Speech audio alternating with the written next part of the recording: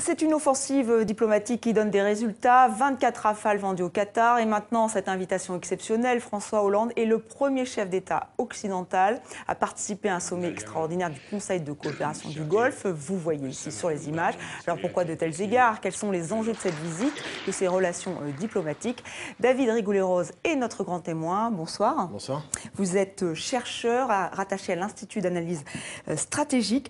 Alors déjà, votre analyse de cette invitation exceptionnelle, on l'a dit, on vient de voir François Hollande qui participait à ce Conseil de coopération du Golfe. C'était le point d'orgue de cette visite.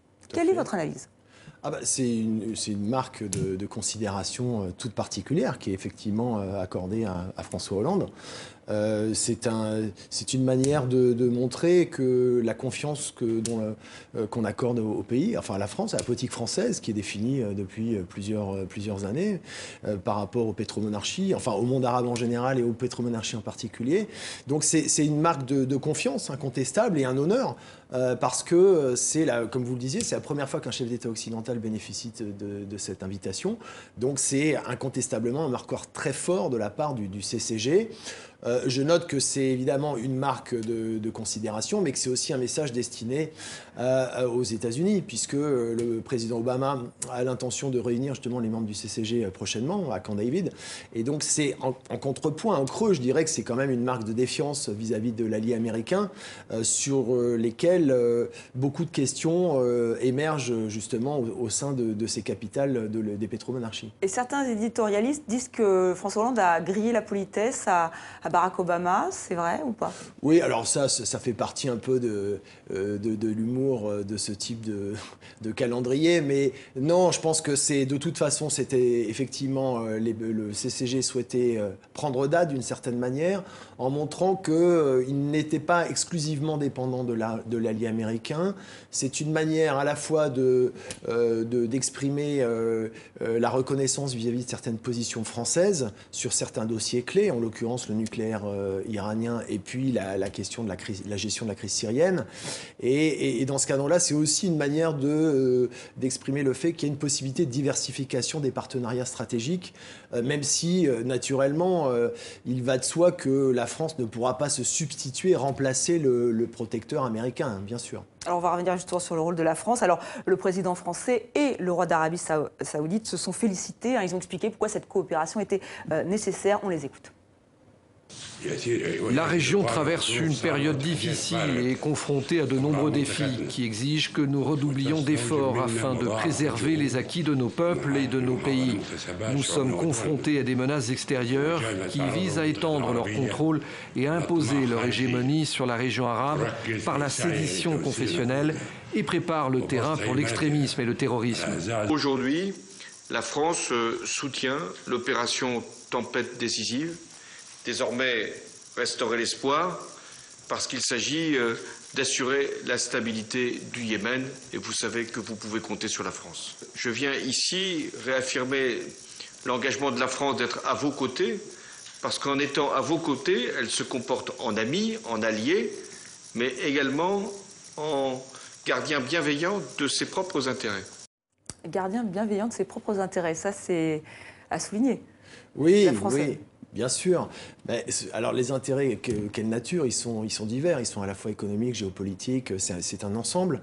Ce qui est intéressant, c'est que dans la déclaration en question, évidemment, il y a un pays qui est visé en arrière-plan. Hein, c'est l'Iran, bien sûr, comme facteur supposé déstabilisateur de l'ensemble de la région, avec une instrumentalisation confessionnelle qui lui est attribuée.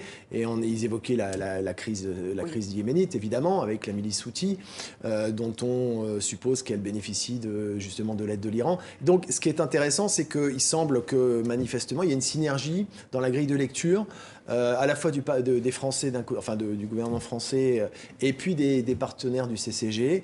Il y a, d'une certaine manière, une convergence de vues sur les grands dossiers régionaux, et avec l'idée que, effectivement, la question de la stabilité régionale est posée par la stratégie qui serait menée par l'Iran.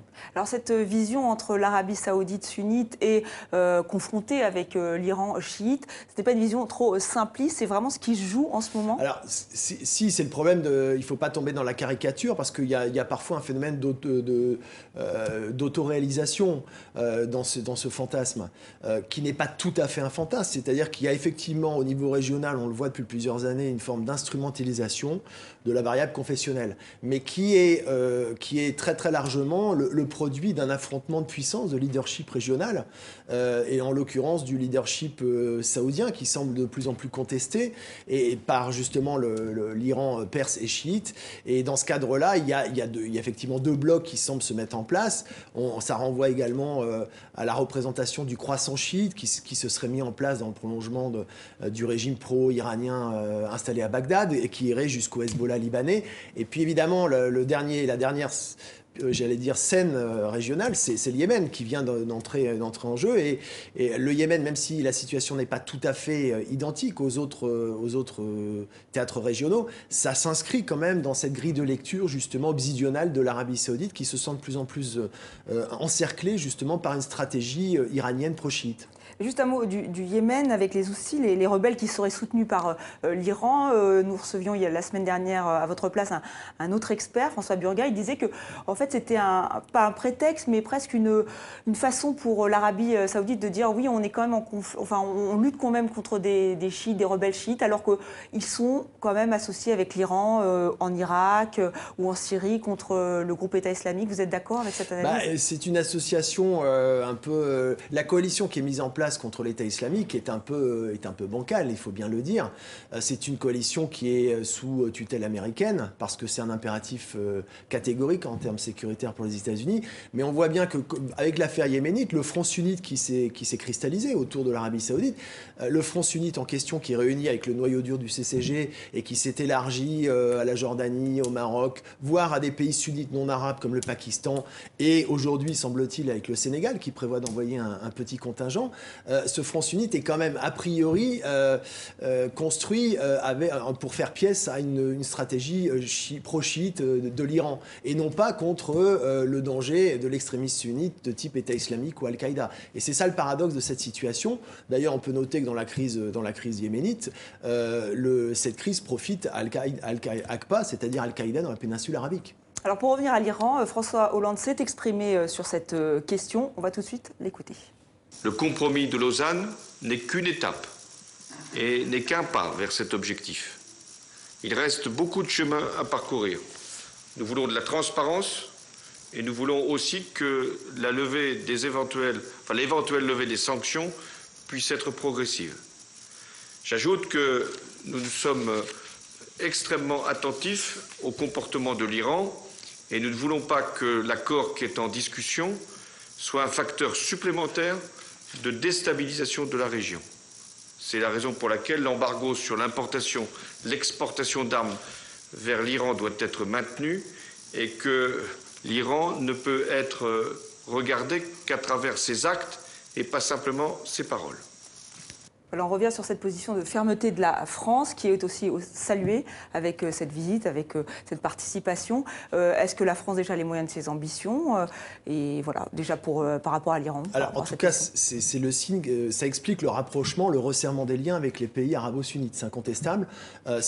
Il est d'autant plus important qu'il se fait en contrepoint justement d'une défiance accrue vis-à-vis du régime de Téhéran. Dans le cas du dossier nucléaire, la position française a été une des plus fermes. Alors évidemment, parfois jugée par Téhéran comme étant intransigeante de manière arbitraire, ce qui n'est pas forcément le cas, mais effectivement, dans le cadre des différentes négociations qui ont eu lieu, la France a marqué sa différence, notamment vis-à-vis des Américains, qui ont été supposés plus souples, justement pour finaliser un accord définitif. Alors, j'allais dire, la position française, qui n'était pas qu'une posture, renvoyée sur des points très précis, notamment effectivement la question de la réversibilité potentielle de la levée des sanctions. C'est le principe du snapback, comme disent les Américains. Il ne s'agit pas de lever en bloc, comme le souhaitent les Iraniens, toutes les sanctions, et de manière irréversible. De toute façon, il y a deux types de sanctions, et les unilatérales et celles de l'ONU, qui ne sont pas sur le même registre. Et puis, il y avait le souci français de transparence accrue sur les attendus du programme iranien, et notamment sur le fait de brider la recherche et le développement pour empêcher l'expérimentation de nouveaux types de centrifugeuses qui permettraient à ce moment-là à l'Iran de gagner du temps dans le cas où l'Iran souhaiterait développer une arme militarisée. L'Arabie saoudite peut être pragmatique sur ce dossier iranien ? L'Arabie saoudite a beaucoup de mal à gérer ce dossier parce que c'est un cauchemar pour l'Arabie saoudite et aussi pour les autres pays du CCG. Ils ne savent pas trop comment prendre cette affaire. Ils ont le sentiment que le protecteur américain est en train d'effectuer un basculement stratégique, justement parce qu'il cherche ce rapprochement avec Téhéran. Et ça fait extrêmement peur à l'Arabie saoudite.